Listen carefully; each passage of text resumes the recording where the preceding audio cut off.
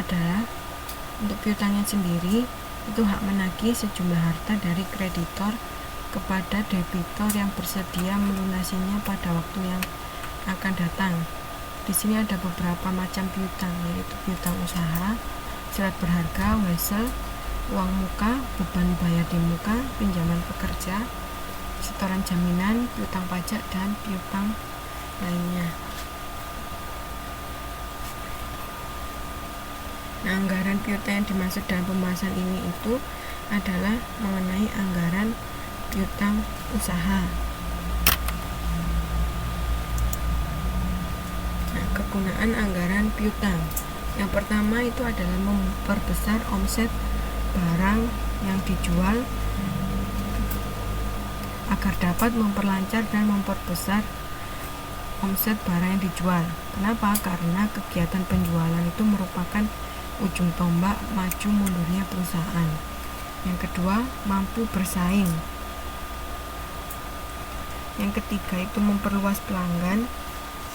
Yang keempat itu meningkatkan profitabilitas. Lanjut ke faktor yang mempengaruhi anggaran piutang. Yang pertama itu adalah volume barang yang dijual secara kredit. Volume barang yang dijual secara kredit ini lebih besar daripada tunai, maka akan semakin memperbesar anggaran dalam piutang usaha. Sebaliknya, jika volume barang yang dijual secara kredit lebih kecil daripada tunai, maka semakin kecil anggaran dalam piutang usaha. Semakin besar piutang usaha yang tertanam, maka semakin besar resiko dalam piutang. Untuk yang kedua ada standar kredit. Nah, penentuan standar kredit ini menentukan besar kecilnya piutang usaha yang tertanam. Yang ketiga, jangka waktu kredit itu juga mempengaruhi besar kecilnya piutang usaha. Kenapa? Karena semakin panjang jangka waktu kredit, maka semakin besar piutang usaha yang tertanam. Yang keempat, pemberian potongan. Pemberian potongan yang besar itu akan memperkecil piutang usaha yang tertanam. Sebaliknya, pemberian potongan yang kecil itu memperbesar piutang yang tertanam. Yang kelima ada pembatasan kredit. Semakin tinggi batasan kredit, maka semakin besar piutang usaha yang tertanam. Sedangkan semakin rendah batasan kredit, maka semakin kecil piutang yang tertanam. Nomor 6 ada kebijakan penagihan utang. Kebijakan penagihan utang ini jika dilakukan secara aktif, maka dapat memperkecil piutang usaha yang tertanam. Sebaliknya, jika pasif, maka memperbesar piutang usaha yang tertanam. Lanjut ke langkah penyusunan anggaran piutang.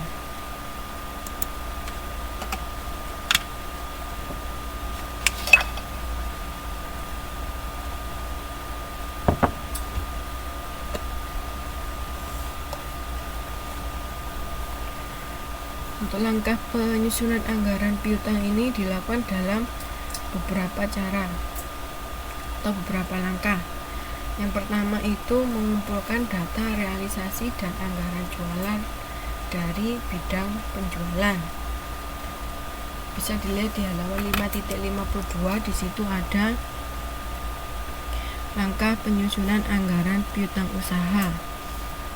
Ya, di situ kita menggunakan data realisasi dan anggaran jualan PT Wajah Samping Kaputing selama triwulan pertama tahun 2010 sebagai berikut. Realisasi untuk Desember 80.000, Januari 85.000, Februari 90.000, dan Maret 95.000. Kemudian menentukan taksiran piutang tak tertagih dan syarat pembayaran.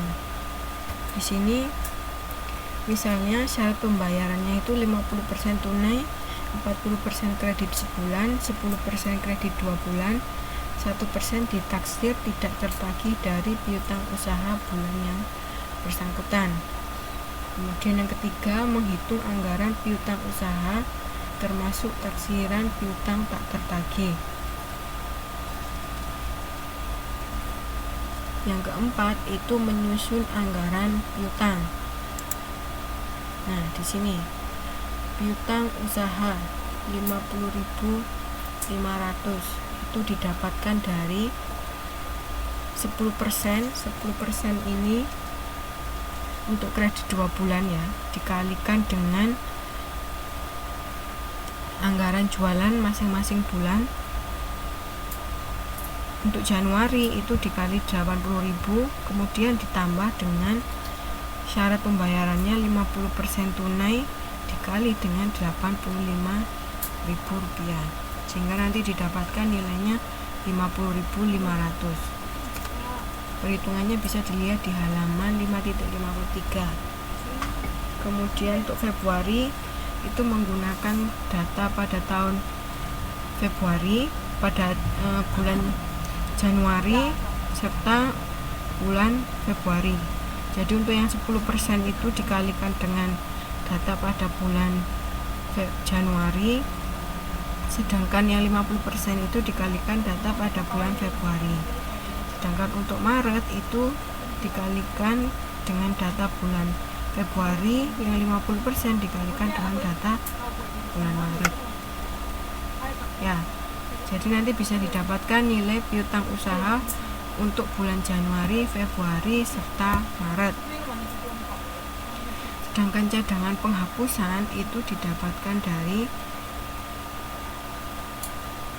perhitungan taksiran piutang tak tertagih untuk bulan Desember ditambahkan dengan bulan Januari.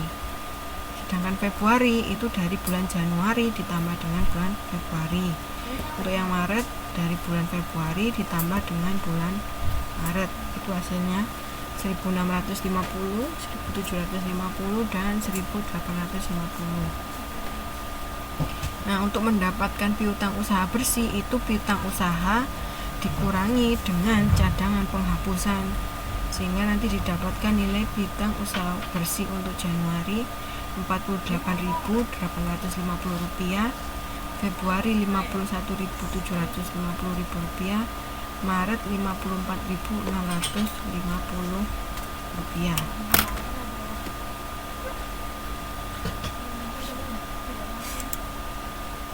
Nah, untuk ilustrasi penyusunan anggaran piutang itu digunakan contoh, misalnya jualan dianggarkan dari PT Kawa selama 3 bulan itu sebagai berikut. Untuk Januari 20.000, Februari 30.000, Maret 40.000, sehingga jika dijumlahkan maka hasilnya adalah 90.000. Nah, berdasarkan pengalaman cara membayar pelanggan itu 50% dari jualan bulanannya terkumpul dalam waktu 20 hari setelah bulan jualan. Kemudian 30%-nya terkumpul dalam waktu sesudah 20 hari dalam bulan yang sama. Dan 20% terakhir itu terkumpul dalam bulan kedua sesudah bulan jualan. Sehingga dapat dihitung sebagai berikut.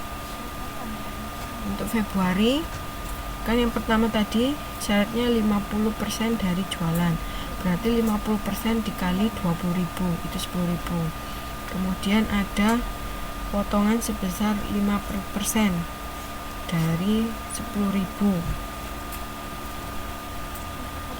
sama dengan 500. Jika dikurangi maka hasilnya itu adalah 9.500. Kemudian ada 30% terkumpul dalam waktu sesudah 20 hari, itu berarti 30% dikali 20.000 sebesar 6.000. Sehingga untuk bulan Februari itu piutang yang tertagih sebesar 15.500. Dilakukan hal yang sama ya dari Maret sampai Mei, sehingga nanti didapatkan piutang yang tertagih untuk bulan Februari, Maret, April, Mei itu